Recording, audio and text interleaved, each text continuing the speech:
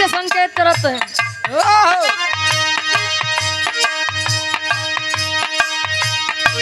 मेरे नैना सावन भादो, मेरे नैना सावन भादो, मेरे नैना सावन भादो, मेरे नैना सावन भादो, फिर भी मेरा मन प्यासा, फिर भी मेरा मन प्यासा। ओ मेरा मन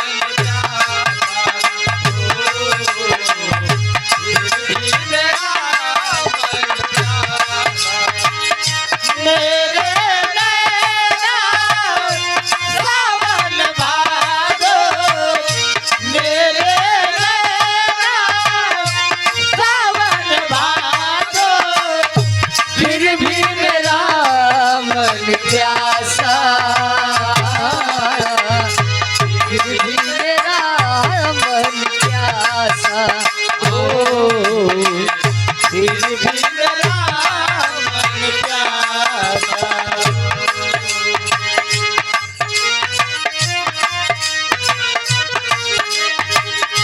बात पुरानी है, एक कहानी है, हो बातें पुरानी है, एक कहानी है, बात पुरानी है, एक कहानी है। ओ अब सोचो तुम्हें याद नहीं है, अब सोचो नहीं भूले ओ सावन के झूले। रुतिया ये रुत जाए देखे,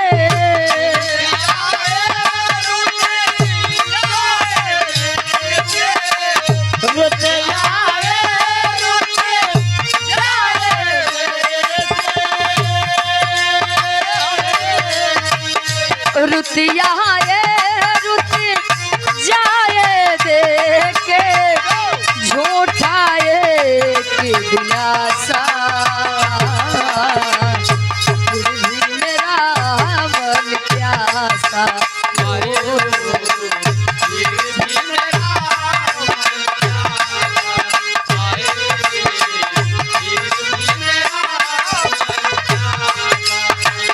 मेरे नैना सावन भादो, मेरे नैना सावन भादो, फिर भी मेरा मन प्यासा, फिर भी मेरा मन प्यासा। ओ फिर भी मेरा मन प्यासा।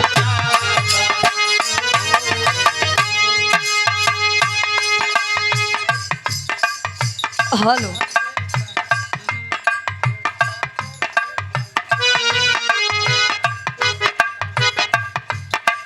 क्या करते थे साजना,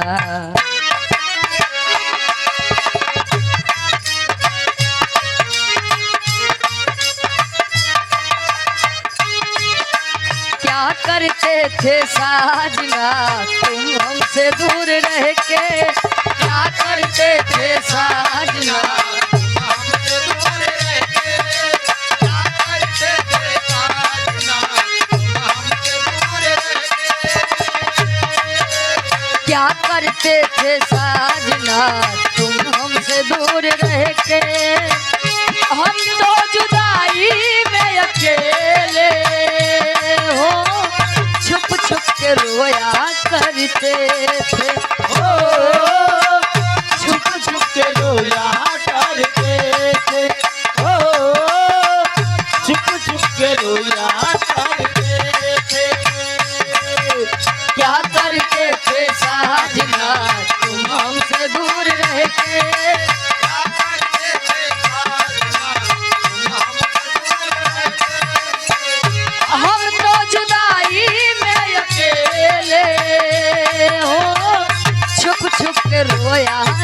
करते थे ओ छुप छुप के रोया करते थे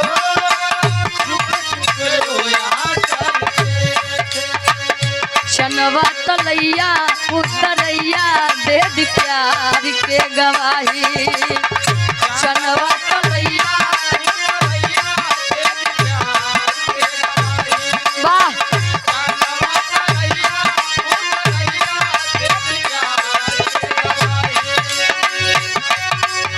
टुकड़ा टुकड़ा दिल के कैला टुकड़ा टुकड़ा दिल के कैला बेतानी दुहाई जा सनम हर जाई उतरैया दे दी प्यार के गवाही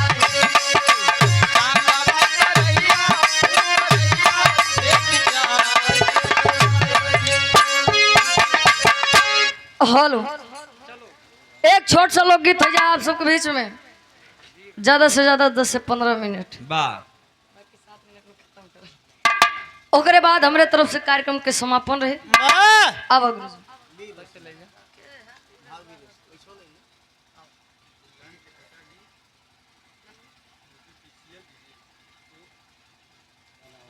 दुल्हन के आप पूजने पिताजी यूपी पीसीएल आप बिजली विभाग बाबूजी के द्वारा इस भाव को समझते हुए 101 रुपए का महान आशीर्वाद आशीर्वाद के चारे के बच्चे अपनी कला में कामयाब रहे आओ गुरु जी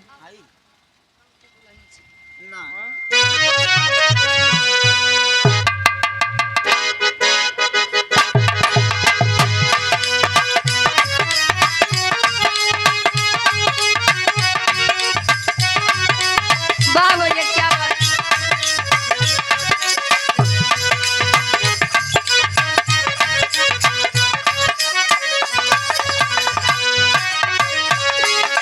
गीत का संकेत करत है कोनो लड़का अपने बाबू यानी पिताजी से अपन फरमाइश बताओ बा कहीं देखा दहेज में तो समझौता बा लेकिन दुल्हनी में समझौता गड़बड़ न रहे चाहिए दुल्ही जान ले आज के समय में एकदम मॉडर्न युग के चाहिए वाह लल्लन टॉप कहा का कहे वाह का बढ़िया बाजत बा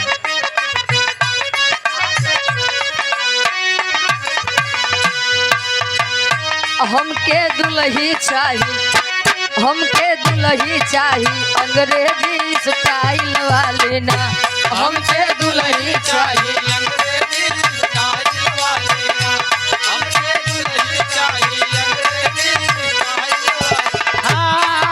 स्टाइल वाली ना ओ स्टाइल वाली ना एकदम लपकौआ चपकौआ और मोबाइल वाली ना एकदम लपकौआ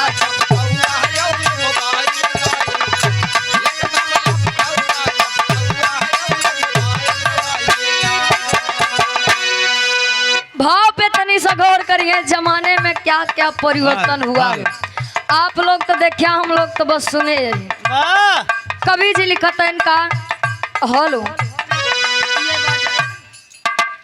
हेलो बढ़ाई चुके हाल हम बढ़ा दी का अरे तू बढ़ाई दिया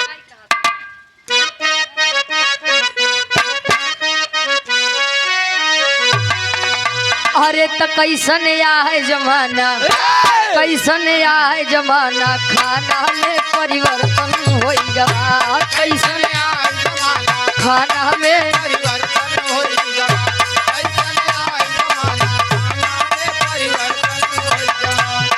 परिवर्तन हो गया हो परिवर्तन हो गया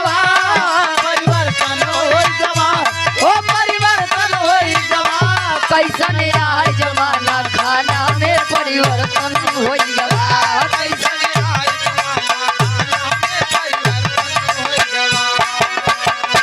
कहे कैसन है जमाना खाना में परिवर्तन हो गया खाना में परिवर्तन भा कैसे भैया खाते रहे सब पतरी पे भोजन बफरो सिस्टम जारी सिस्टम जारी भैया बाबा सिस्टम जारी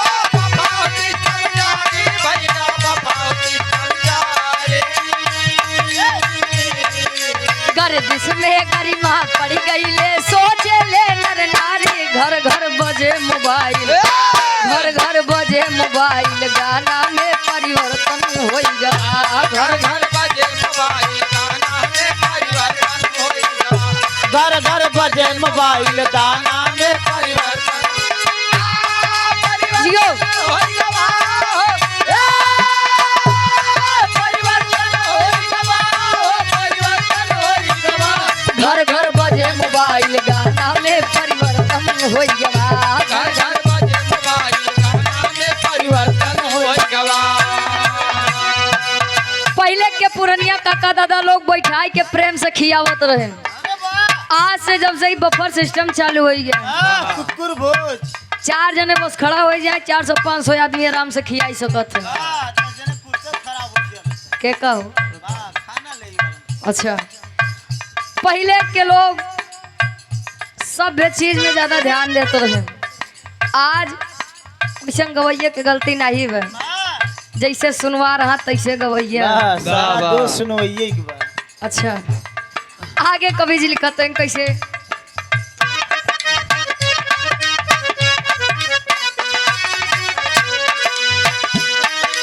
डगरा चले के नाही हिम्मत करते बुलेट सवारी करते बुलेट सवारी भैया करते बुलेट सवारी ओ करते बुलेट सवारी भैया करते बुलेट सवारी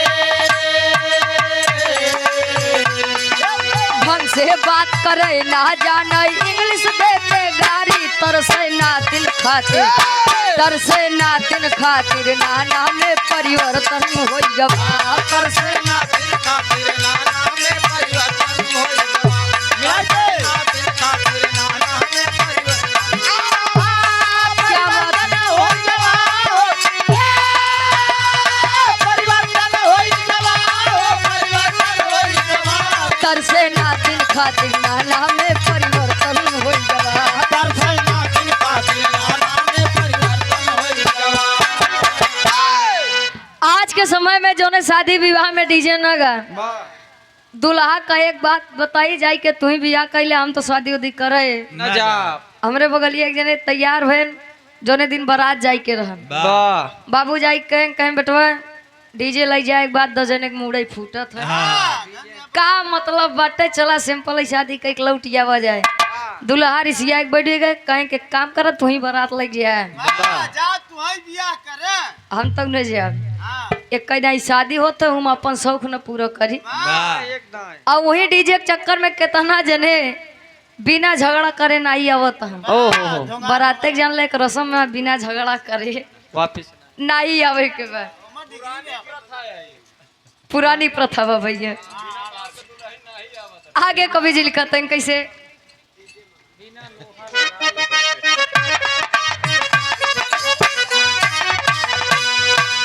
हाथी माई बिटिया के खाला गईले लाज रही भैया भैया ओ भैया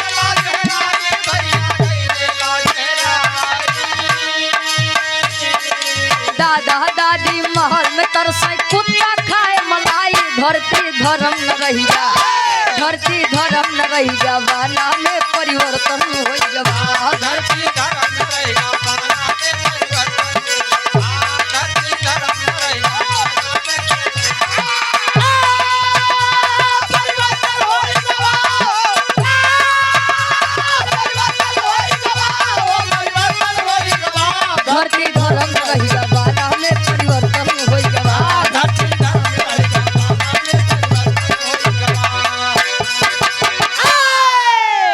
हाथी माई बिटिया के खाला गहिले लाज हेराई दादा दादी महल में तरसे कुत्ता खाए मलाई वाह धरती धर्म न रह गया वाना में परिवर्तन हो गया परिवर्तन हो गया आज के समय में अगर एक माई बाप के 4 औलाद हैं और बढ़िया से पतोह देख के बियाह कह देने आई गए पतोह घरे झमकावत की और धीरे धीरे समय बीता पतोहिया कहे हमका पता हो तोरे घरे तना काम करे के बा हम अबे न करी दूसरे घरे चली जाई वाह ये करबई करे थी भैया 4 जने पारी बांध लेने 1 महीना के खिया 1 महीना के खियाई वाह 4 जने बांध लेन भैया 1 महीना तू खियाया 1 महीना तू खियाया 1 महीना तू खियाया आ 1 महीने की आया जौन महीने में 31 तारीख पड़े वन्ने माई बाप सो जा। हाँ वैसे वाह। आए आज के समय में शौक के कारण लड़के देखता कुकुर पाला तो है, कुकुर बिलार पाला तो है। वाह बिलार 10,000 15,000 तो नहीं खुराकी बाटे। आज के समय में लोग कुकुर बिलार पाल लेता है, लेकिन माई बाबू का एक टाइम के रोटी देख पड़त बा। हाँ तो दुल्ही जानला 50 रिकिम के मुंह फुलावत है। हाँ ऐसी बढ़िया तिनका वृद्ध आश्रम छोड़ देते तो बढ़िया रहते। हाँ आगे कवि जी लिखा तो रहे ना आखिरी लाइन कैसे,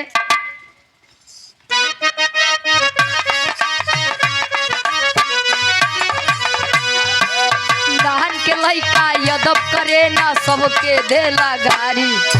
सबके देला गारी भैया सबके देला ओ सबके देला गारी भैया सबके देला गारी। पवन कवि लिखे हैं जग में सबको लगती न्यारी। नान के लइका यदब करे ना सबके देला गारी। हाँ। जब तक लड़किया छोट रहे गरियाए तब तक तो बड़ा नीक लागे। बड़ा नीचे और तनी से बड़ा हो जाए गरियावे लगे कहाँ भैया हमार लड़की एकदम बर्बाद हो गई। दूसर एक साथे रह रही एकदम बर्बाद हो गई। लड़कियन के नहीं कमी होते हैं। हाँ। लड़किया जो ने माहौल में पलत है तो उन्हें संस्कार पावत है। तो लड़के को हमें दोष नहीं बा ना दे जाए। सारा दोष करे मायक होते नहीं शुरू से मोबाइल के आदत पकड़ाई दे। लड़के जब बिना मोबाइल के नहीं चलत बा कहाँ एकदम बेकार हो गई। जान ले लड़के के परवरिश सही नहीं भव। वाह। आगे कवि जी लिखा तो है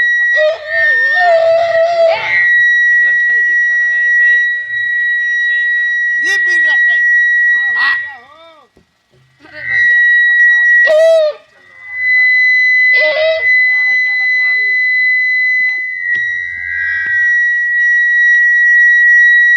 हेलो मेरा शेर पार 2 मिनट और थाम ले बस। Hello hello check hello hello. और आप आदरणीय परम सम्मानित जनजन में सम्मान पाने वाले आप ही कार्यक्रम के आयोजक साहब आकाश प्रजापति जी, ये भैया जी के बड़ी साली है। आप धर्म के हमारी बड़ी बहन, आपकी तरफ से 201 रुपए का महान आशीर्वाद। चरणों में कोट कोट नमन है, आशीर्वाद के चाह रही। काहे?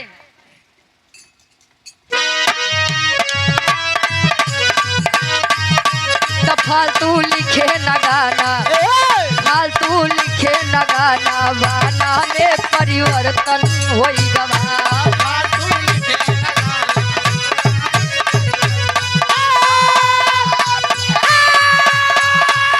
जियो। क्या बात। फालतू लिखे न गाना, गाना में परिवर्तन फालतू लिखे न गाना, गाना में परिवर्तन गवा।